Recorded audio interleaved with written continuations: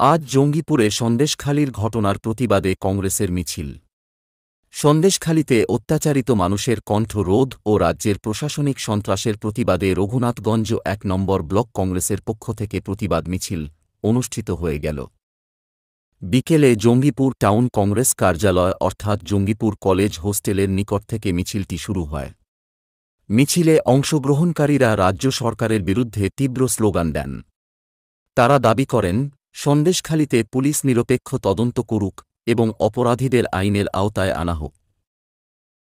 মিছিলে উপস্থিত ছিলেন জঙ্গিপুর টাউন সভাপতি মোহন মাহাতো, রঘুনাথগঞ্জ ১ নম্বর ব্লকের সভাপতি হাসানুজ্জামান বাপ্পা, ৪ নম্বর ওয়ার্ডের কাউন্সিলর জুম্মা খান সহ কংগ্রেসের অন্যান্য নেতা ও কর্মীগণ।